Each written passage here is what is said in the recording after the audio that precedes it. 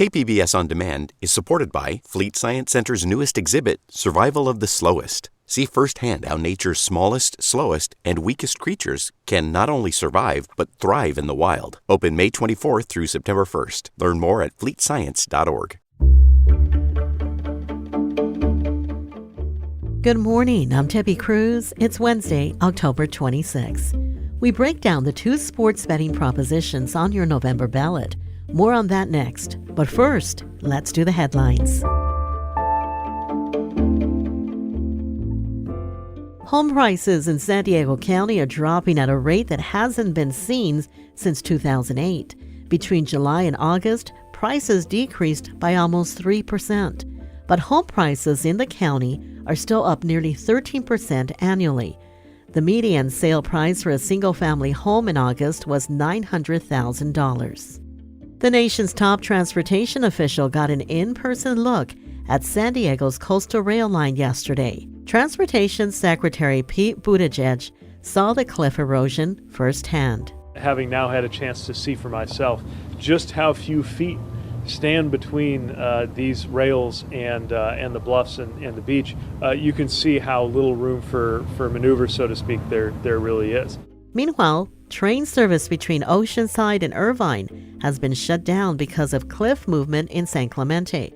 A $12 million repair job is underway and expected to take 2 months.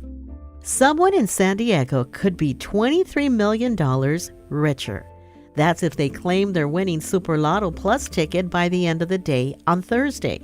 The winning ticket was purchased at a 7-Eleven in San Diego and matched all 6 winning numbers from the April 30th draw. If the winner does not come forward, the cash value of the prize will go to public schools in California. From KPBS, you're listening to San Diego News Now. Stay with me for more of the local news you need.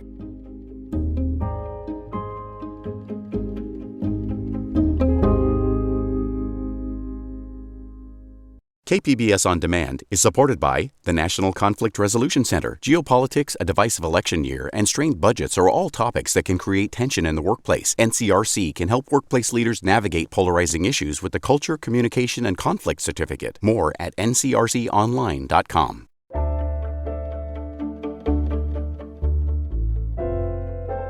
Voters are seeing two sports betting propositions this election cycle. KPBS reporter Matt Hoffman tells us about the differences between Prop 26 and 27.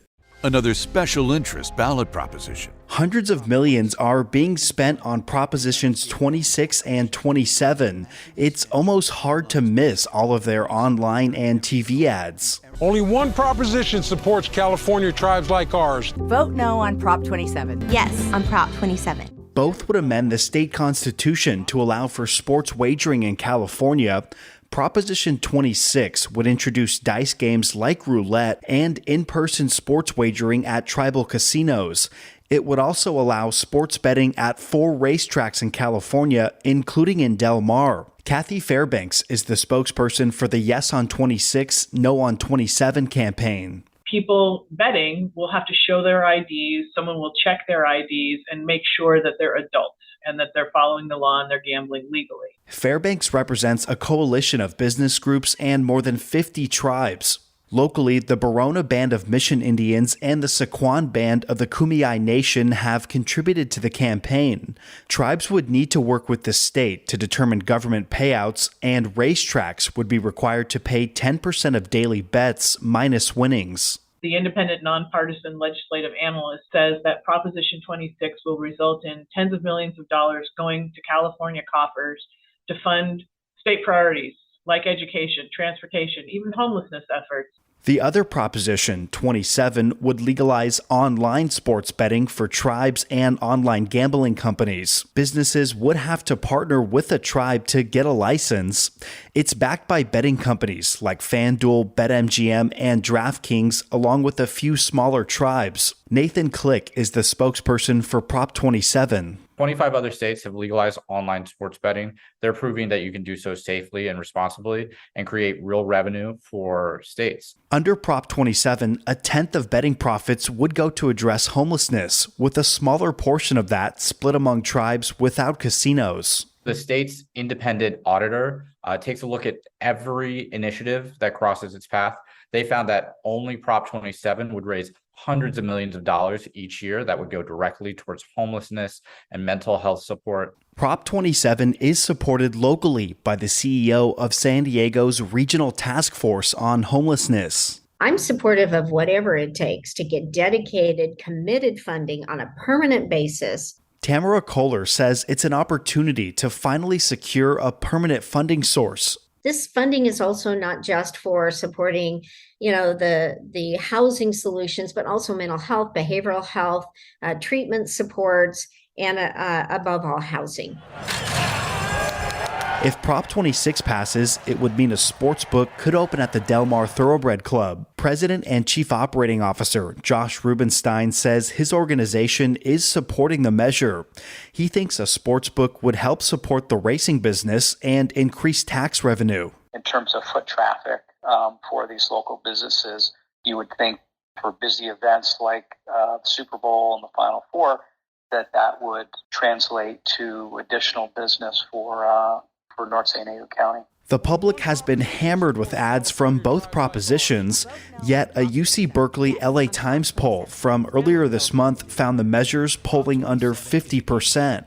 Both need a simple majority to pass. Our priority, the tribe's priority from day one, since 27 showed up, was to defeat that measure. So we are looking at the poll results in a positive light because our number one priority is being met. Click with the Proposition 27 campaign says they're undaunted. The voters I talk to, they understand completely, we need a solution to homelessness. They support online sports betting, and it's a win-win for the state of California. For more information, check out the KPBS Voter Hub online. Matt Hoffman, KPBS News. Also on the November ballot is Proposition 30. It's the plan to tax the wealthy to pay for electric vehicle incentives, and the measure has split Governor Gavin Newsom from his fellow Democrats. KQED's Kevin Stark explains the measure and the split. California has set an ambitious goal to phase out the sale of new gasoline cars, but it's still struggling with thorny issues. How to make electric vehicles affordable? Who will pay for the public charging stations? And environmentalists thought they had the solution. It's one planet. We're in it together. We have to take the steps to ensure that climate change is abated and reversed. Denny Zane is the former mayor of Santa Monica. He has a long history of pushing Californians to raise taxes to pay for clean transportation. He convinced Los Angeles voters on a sales tax hike to pay for public transit in 2008 and 2016. We went to the ballot and it worked. LA now has about $120 billion over the next 40 years coming to invest in transportation. After those wins, Zane wanted to go bigger. He and other California Democrats conceived of Proposition 30, a clean air initiative that would raise the income tax on Californians who make more than $2 million a year to pay for electric car rebates, charging stations, and wildfire prevention. Prop 30 is an innovative measure that all Californians must support as if their lives depend on it. Oakland's Mayor Libby Schaaf says climate change and air pollution are killing Californians and is one of the state's many Democrats supporting the bill. Most of them were shocked when Newsom, who banned the sale of new gasoline cars after 2035, opposed it. Electric vehicles and wildfire prevention are two of Newsom's top state priorities. He's already committed to spending $10 billion to help people buy EVs.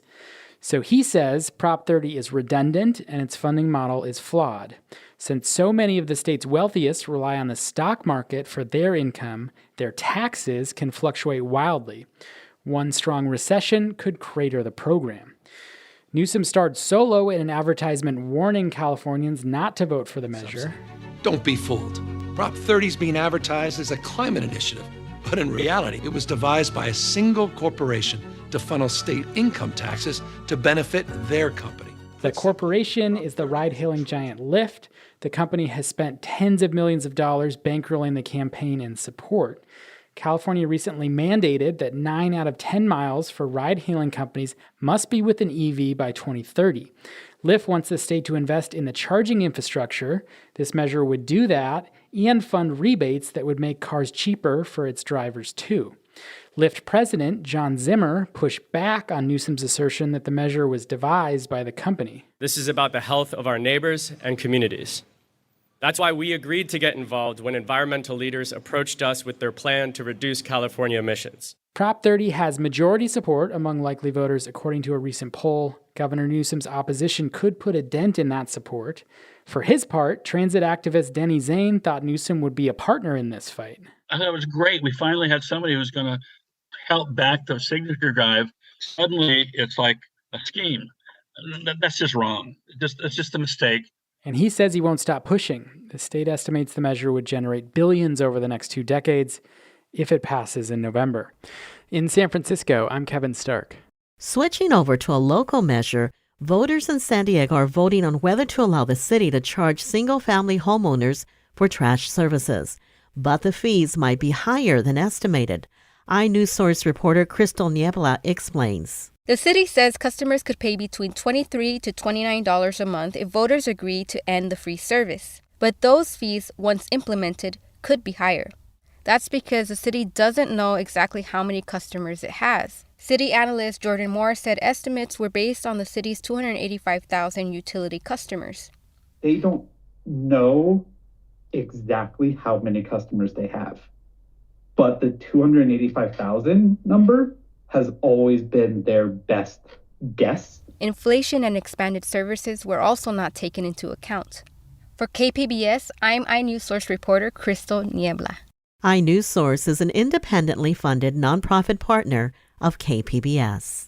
Now to a local council race. Of the 4 San Diego City Council races on the ballot, District 4 is the least competitive. KPBS Metro reporter Andrew Bowen explains why. 4 years ago, Monica Montgomery Steps soared to victory in one of the biggest upsets in recent San Diego political history. She unseated the incumbent in a landslide, proving her message of community-driven change and accountability for law enforcement resonated with voters. In her first term, Montgomery Stepp won passage of a ballot measure to strengthen civilian oversight of the police. She helped create the city's Office of Race and Equity, which aims to correct the history of underfunding minority communities. And she wants to expand the conversation around public safety. I'm not going to just stand on a corner with partners and say, we need to stop the violence. I'm going to address the fact that there has been state-sanctioned violence, the fact that we have had underinvestment in our communities, which causes residents to go towards violence. I'm going to address it all holistically. District 4 includes Oak Park, Encanto, Skyline, and Paradise Hills. Montgomery Stepp's opponent is Gloria Evangelista. She declined KPBS's interview request, but said in an email she wants to increase the police presence in the district and opposes efforts to increase housing density and height limits. Evangelista won less than 22% of the vote in the primary, compared to Montgomery Stepp's 71%. Andrew Bowen, KPBS News. Coming up, San Diego County isn't keeping up with homelessness. We'll have that story and more next, just after the break. Stay close.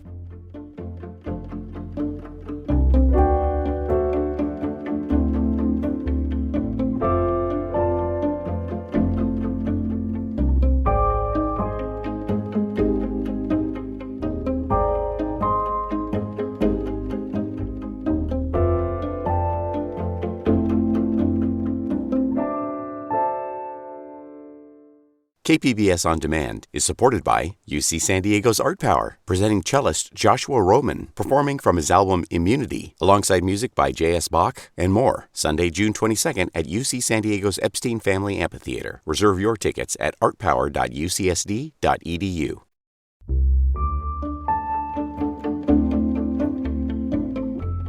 In San Diego County, the number of people falling into homelessness is outpacing those being rehoused. KPBS reporter Jacob Ayers says homelessness and cost of living continues to be one of the most challenging issues for the region. In its first brand new monthly report, the Regional Task Force on Homelessness says for every 10 people who find housing, 13 more people become homeless in San Diego County. Mama Heather is one of those people without a permanent home. She formerly lived at Harborside Park in Chula Vista until pushed out and now lives in a tent downtown. It's the bills, it's the inflation. It's hard for people to keep up. I've seen many vehicles get caught up. I've seen families get kicked out. Over the last year, the number of people in San Diego County who received services for homelessness was over 41,000 people, according to the report. That's about 5 times more than the annual one-night count, which was done in February. Jacob Ayer, KPBS News. Whether it's the flu or the flu-like RSV illness, families and their children are being impacted significantly across San Diego County. Confirmed cases of respiratory viruses have more than doubled in the past couple of weeks at Rady Children's Hospital. Wait times in the ER there have been up to 6 hours. Months of wearing masks because of COVID has made some children more vulnerable to getting sick. Dr. Nicholas Holmes is Rady's Senior Vice President and CEO. Well, they weren't necessarily exposed to the normal kind of common colds viruses, and so now their immune system may not be as familiar with those types of viruses. Dr. Holmes suggests keeping your child home if they have any flu-like symptoms, no matter how light those symptoms might be.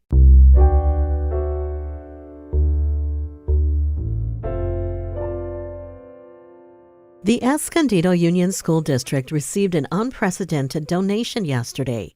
KPBS reporter Kitty Alvarado says it's only the second school district to receive a multi-million-dollar donation from philanthropist Mackenzie Scott. It was a big day for Escondido Union School District. And I'm proud to announce that the Mackenzie Scott Foundation has donated $16 million. Superintendent Luis Rankins-Ibarra says they were contacted last month by a representative of philanthropist Mackenzie Scott.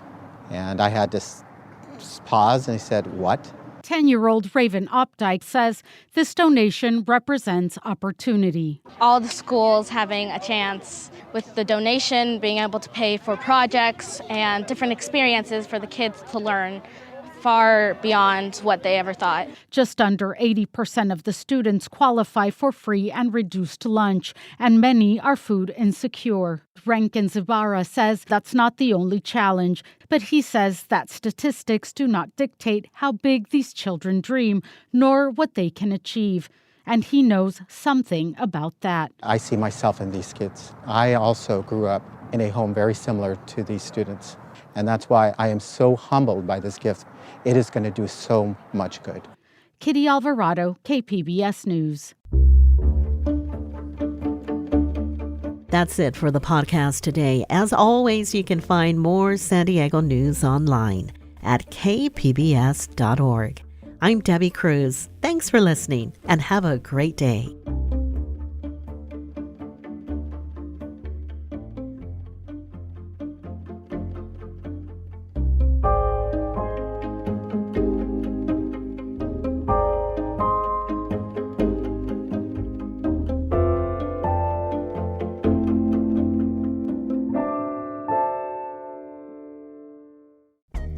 Now on the Finest podcast, the NPR Tiny Desk Contest. We bring you the history of the concert series and the competition and hear from artists behind our favorite local entries. We're just very tired of hearing music that doesn't represent the people or is very nonsense or just dumbing people down. People want to relate to the music that they're listening to. People want to hear people's stories or struggles. Listen now wherever you get your podcasts.